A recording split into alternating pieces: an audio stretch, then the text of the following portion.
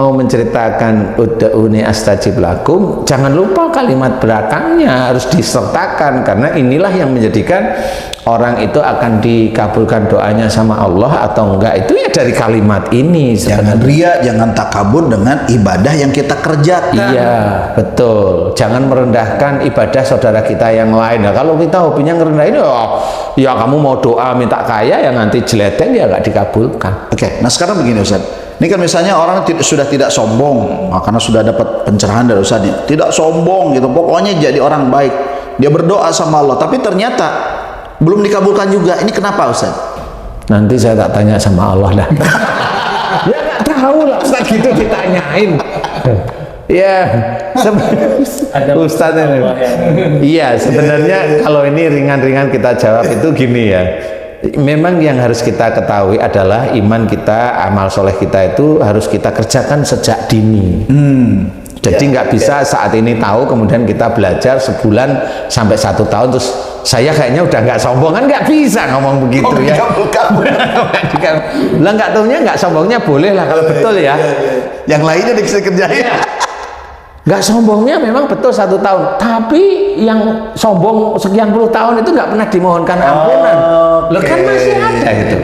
Harusnya dia selesaikan dengan mohon ampun kepada Allah Ta'ala, tobat kepada Allah Ta'ala, terus mohon ampun. Sama seperti gini Ustaz, dosa dan ampunan Allah itu sebenarnya hampir mirip ya. Jadi kalau Ustadz dari rumah menuju klinik ini itu kira-kira berapa jam? Kira-kira aja 1 jam lah. 1 jam lah ya. Nah, Ustadz untuk kembali ke rumah kan kira-kira ya sekitar 1 jam juga. Nah, kalau kita itu mau berpikir seperti itu, itulah berpikir yang real. Jadi seberapa tahun kita itu melakukan dosa, ya kita harus mohonnya ampun kepada Allah Ta'ala ya kurang lebih hampir sama. Hampir sama. Persoalan nanti Allah itu memang betul-betul mengampuni dosa kita itu lebih cepat. Itu urusannya Allah. Itu urusannya Allah sebenarnya. Jadi seperti itu. Jadi kita tidak bisa bercerita bahwa saya tidak sombong lagi. Nggak bisa, malah itulah ujub ria itu di situ loh. Kok bisa tahu kan gitu. Makanya tadi saya goda, ya saya tak tanya Allah dulu gimana itu dia kok bisa ngomong nggak sombong kan gitu ya. Jadi inti dari dalam berdoa itu memang salah satunya iman kita harus kita kuatkan ya. Iya. Kemudian amal soleh harus kita kuatkan. Nah, amal soleh berarti harus ada Allahnya. Setiap kita melakukan sesuatu harus karena Allah niatnya, kemudian untuk akhirat. Untuk akhirat sebenarnya. Jadi jangan untuk duniawi. Sungguhnya sholatku, ibadahku, hidup dan matiku hanya untuk Allah Rabbul Alamin. Nah, disinilah kita mulai berpikir, oh berarti kita menjalankan semua kehidupan termasuk ibadah-ibadah itu hanya lillahi ta'ala. Jangan untuk duniawi, kecuali berikhtiar. Ikhtiar untuk mencari rezeki ya tetap ada bismillah. Kan gitu ya, itu tetap boleh. Itu dalam ikhtiar ada bismillah, berarti ikhtiar di dunia ini memang untuk akhiratnya. Bukan berarti ikhtiar itu tidak boleh. Loh boleh, tetapi di titik-titik berikhtiar ada ujiannya. Diayeli sama temen satu grup, difitnah dengan temen satu grup, begitu itu kan ujian. Nah itu mengetes unsur bismillah ya. Nah, kan gitu. Kalau ada unsur bismillah dites dengan keadaan dalam mencari rezeki itu dites. Paham nggak kalau itu ditesnya dari Allah Ta'ala melalui teman grup, melalui teman dekat, melalui istri, melalui ini dalam pergerakan sehari-hari itu. Nah itu ujian, bisa menyelesaikan nggak ujian di situ. Nah disinilah dihitung oleh Allah Ta'ala. Karena apa? Ada rokib. Jadi kita menyelesaikan masalah itu harus dengan syariat agama kita yang sudah kita punyai. Kan seperti itu. Kalau kita selesaikan nggak bisa, oh kayaknya teman saya nggak bisa kok musuhi saya, padahal saya nggak ngapa-ngapain, serahin sama Allah. Lah kan gitu. La haula wala quwata illa billah. Udah, nggak usah dipikirin, dimaki, difitnah, udah nggak bisa ya sudah diem. serahkan sama Allah, biarkan malaikat-malaikat Allah ini nanti yang mengatur, kan seperti itu. Nah, disinilah sebenarnya unsur dari Allah nanti akan memberikan mengabulkan doa-doa kita atau belum atau tidak. Kalau mamanya tadi ada doa yang belum, nah ini pertanyaannya ringan saya, kenapa mesti pengen langsung dikabulkan? Karena saya kan ada masalah ini. Oh, berarti dia ini ditabrakkan antara dia yang baru belajar takwa kepada Allah Ta'ala, belajar untuk tidak sombong, dengan keinginan pribadinya lah, karena akhirnya ketemu nafsunya. Berarti dia masih belum belajar faham dengan sabar. Nah, disitulah nanti kita tahu, oh ini masih nafsunya. Padahal kalau Allah itu akan memberi dari sesuatu yang tidak diduga. Kita mengerjakan sesuatu, boleh kita dengan ikhtiar, boleh kita dengan ibadah yang baik, boleh. Nanti Allah memberikan sesuatu itu yang tidak diduga. Warzuqhu min haitsu la yahtasib. Ya, betul. Seperti itu, yang kita sendiri nggak bisa memikirkan, kok bisa ya seperti itu, kan gitu ya. Loh, kok bisa ya? Padahal saya kayaknya juga nggak ngapa-ngapain. Lah iya. Nah, itulah cara Allah memberikan rezeki. Insya Allah, wallahu a'lam, seperti itu, Ustaz. Bang Zai atau Pak Uri, mungkin barangkali ada pertanyaan mengenai uni astajib lakum. Tadi sebetulnya udah ini nih, tapi bolehlah gitu bertanya. Ya, terima kasih Pak Ustadz Asad. Ini Pak Ustadz, saya mau tanya berhubungan dengan uni astajib lakum. Untuk teman-teman atau saya lah katakan seperti itu, yang memang saya lagi berusaha untuk belajar dekat dengan Allah. Kira-kira doa apa yang sebaiknya saya ucapkan kepada Allah, yang pertama, dan yang kedua, tindakan apa yang sebaiknya saya lakukan supaya doa saya ini bisa didengar sama Allah. Kira-kira seperti itu, Pak Ustaz. Sebenarnya kalau doa apa agar agar bisa lebih dekat pada Allah Ta'ala, ya doa selama doanya itu baik. Contoh umpamanya jaga imanku ya Allah, itu sebenarnya itu sudah doa. Jaga keluargaku ya Allah, itu doa. Jaga imanku agar tidak rusak dengan nafsuku ya Allah. Jaga keluargaku agar keluargaku nanti Engkau mudahkan masuk surga, jangan Kau masukkan dalam neraka. Nah, persoalan pada saat jaga imanku ya Allah, itu nanti ada ujiannya. Doa gimana kalau doa itu didengar sama Allah Ta'ala? Doa semua orang itu didengar oleh Allah pasti. Cuma untuk masa dikabulkan apa belum atau enggak, nah itu urusannya Allah. Kalau didengar tetap didengar. Dan ujian itu selalu akan diberikan. Selalu akan diberikan. Itu kamu minta tidak minta akan diberikan. Kamu bersumpah tidak bersumpah akan diberikan. Ya. Karena sebenarnya Allah itu sayang kepada manusia. Kalau saya jawab sama manusia, dengan Allah itu memberikan ujian. Tapi dari Allah loh ya ujian, bukan dari musibah, dari perilaku dia loh. Ya, jadi kalau ujiannya itu bentukannya itu musibah, lah itu dari orangnya sendiri. Jadi istilahnya, ya kalau namanya nikmat itu datangnya dari Allah. Nah, kalau musibah ya datangnya dari perilaku sendiri. Itu sudah jelas. Sudah jelas itu. Ma sabaka min hasanatin famin Allah wa ma sabaka min sayyiatin famin nafsik. Nah, harus dijelaskan. Jadi semua nikmat yang kita terima itu dari Allah. Semua musibah yang kita terima itu dari tangan kita sendiri. Jangan kita bilang nikmat dari Allah, musibah itu juga dari Allah. Lah itu salah itu. Salah itu tetap salah, karena dia sudah salah. Kalau maunya ada orang yang salah seperti itu, ya khilaf aja. Siapa tahu dia lagi euforia aja di depan TV jadi salah. betul sih. Ya, Bang Jai, gimana Bang Jai? Ada pertanyaan? Kayaknya dari tadi nunggu waktu ini bertanya. Ya Ustaz, tadi penjelasan Ustaz, jika ingin dikabulkan doa-doa kita ada syaratnya. Amal soleh dan iman, atau iman dan amal soleh. Dan minta ampun tadi kan, bertaubat. Ya, bertaubat juga. Ada satu lagi, yang sombong. Sekarang pertanyaannya adalah, bagaimanakah seseorang yang hidupnya bergelimpangan dengan dosa nih, kemudian ingin kembali ke jalan yang lurus, bertobat, kemudian dia berdoa, apakah doanya ini nggak diterima gitu, atau menunggu sampai Habis. Logikanya dia berapa tahun dia berbuat dosa baru dikabulkan gitu. Itu logikanya seperti itu. Gimana Ustaz? Banyak hal yang sering saya alami dengan orang-orang yang seperti Haji J tadi itu ceritakan. Memang kita tidak tahu orang yang bergelimang harta, bagaimana bergelimang harta tapi dia banyak salah dan dosa, kemudian dia ingin tobat. Ya, saya pernah mengalami hal tersebut dengan salah satu orang yang sebenarnya cukup dekat dengan saya. Dia hartanya cukup banyak. Dia memang belum mengerjakan sesuatu itu dengan mengerjakan ibadah itu dengan baik dan benar. Ya, syariat itu belum maksimum.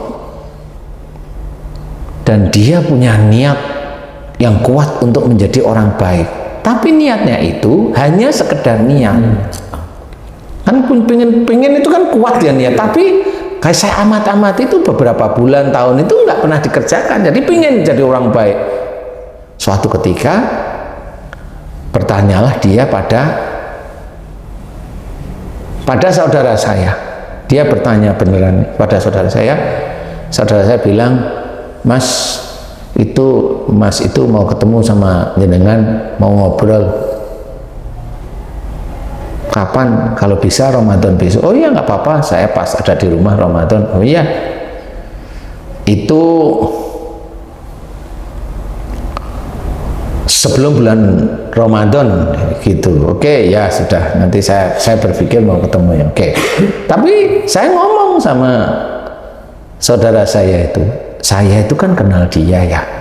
Yang saya takutkan itu gini loh, kalau dia niatnya itu hanya niat menjadi orang baik, kemudian dia itu tiba-tiba pingin ketemu sama saya tuh berpikir begini, kalau dia hanya niat menjadi orang baik tapi dia tidak mau menjalankan dan dia hanya ingin ketemu sama saya, yang saya takutkan itu satu, bisa aja nggak kesampaian. Bisa aja nggak kesampaian karena saya kenal beliau. Nggak kesampaian gimana? Saya nggak bisa cerita, bisa aja nggak kesampaian ketemu dengan saya. Maksudnya lebih dulu meninggal gitu? Walau alam ya, waktu itu ditanyain saya memang nggak mau cerita. Bisa aja seperti, tapi ya monggo, secara prinsip saya nggak masalah.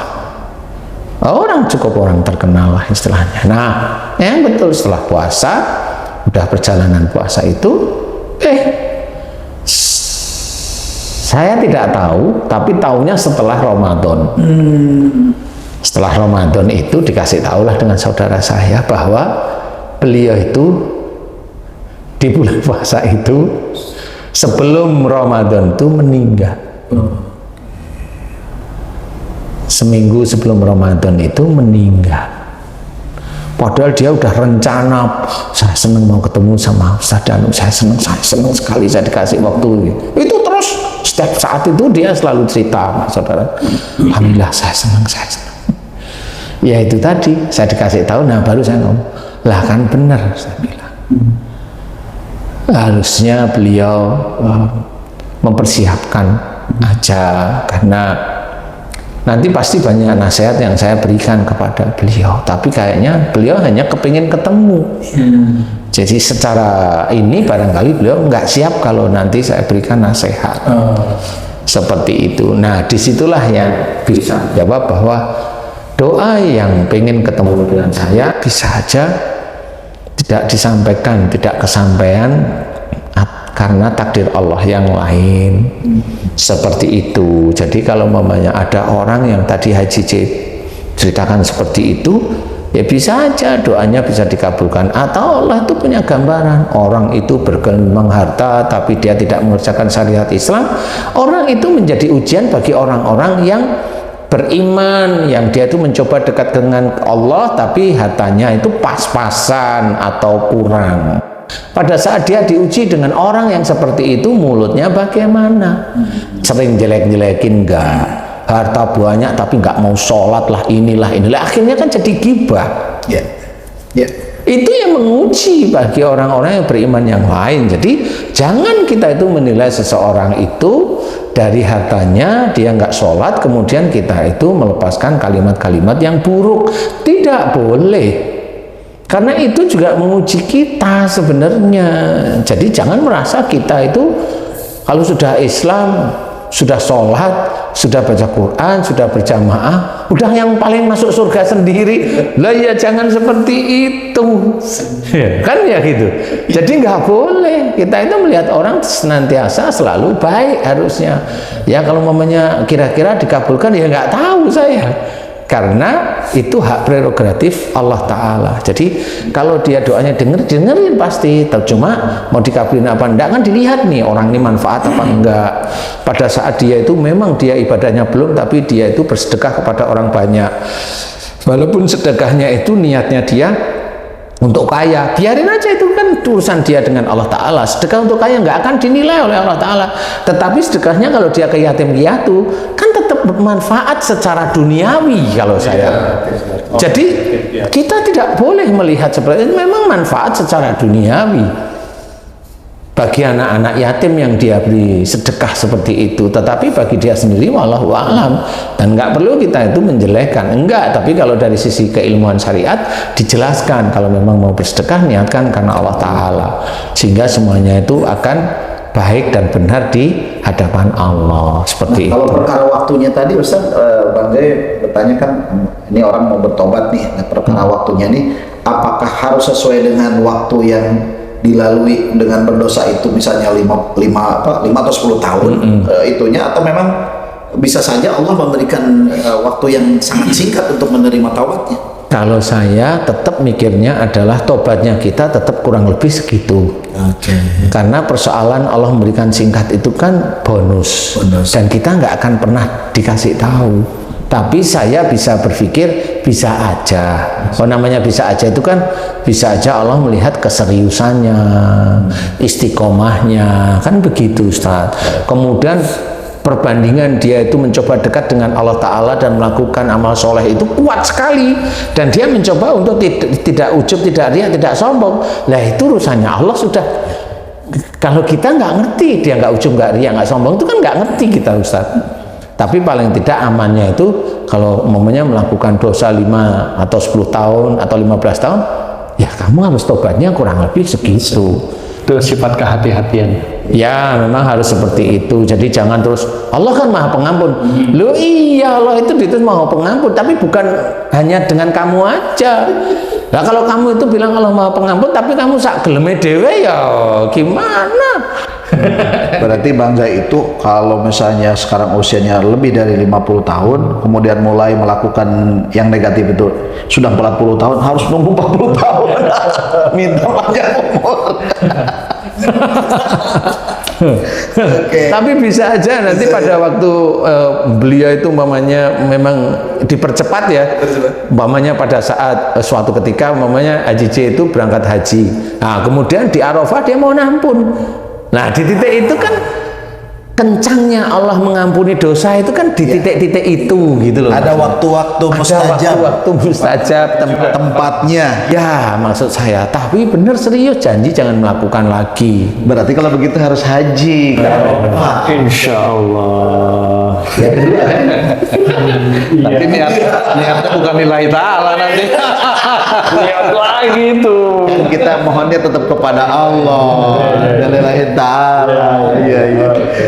Oke pemirsa semuanya, alhamdulillah ini perbincangannya ringan tapi daging semua sebetulnya. Kenapa? Karena saya untuk mencermati kalimat ud'uni astajib lakum itu sempat pening Ustaz 2 tahun kurang lebih ya. Kenapa ini korelasinya terus aja gitu kan? Sampai ini apa? Iya ya. Oh ternyata kesini-sininya saya baru paham Ustaz. Benar ya, kalau doanya seseorang mau dikabulkan itu ya harus minta ampun, kan harus beramal soleh. Itu yang pertama saya pahami Ustaz. Nah kemudian barusan alhamdulillah dapat pencerahan yang luar biasa untuk saya dan kita semuanya ini, bahwa ud'uni astajib lakum itu bisa saja Allah kabulkan apabila ada syarat dan ketentuan yang berlaku ya. yang dikerjakan. Iya betul. Tidak sombong dengan Ibadah yang dikerjakan. Iya. Kalau ternyata kita sudah beribadah dan merasa tidak sombong, itu sudah ujub. Saudaranya itu ternyata kenal lagi. Oke. Intinya bahwa tidak sombong itu menurut Allah, karena kita tidak bisa menilai diri kita ini sombong atau tidak, kan seperti itu, walaupun itu buktinya adalah ibadah. Oke, kerjakan saja teman-teman ya, maksud beriman, ibadahlah karena Allah semuanya. Ud'uni astajib lakum itu adalah kalimat yang Allah sampaikan di dalam Al-Qur'an sebagai informasi bagus dan jangan dipotong. Penyemangat ya, tapi jangan dipotong. Jangan ud'uni astajib lakum titik, tapi koma, karena di depannya ada lagi. Oke, Ustaz, mungkin ada maidoh yang singkat di akhir acara kita ini. Ya, saya kira cukup untuk teman-teman beriman, sedulur beriman, cukup untuk memahami, karena memang kita harus paham bahwa seorang muslim itu harus cerdas. Jadi bukan berarti banyak yang tidak tahu, ya saya hanya menjelaskan aja. Kalau umpamanya pengen tahu ya dibaca sendiri, ada kok, bisa baca sampai judlek itu ya bisa sebenarnya. Jadi pahami, nanti kan tersenyum sendiri ya. Assalamualaikum warahmatullahi wabarakatuh. Waalaikumsalam warahmatullahi wabarakatuh.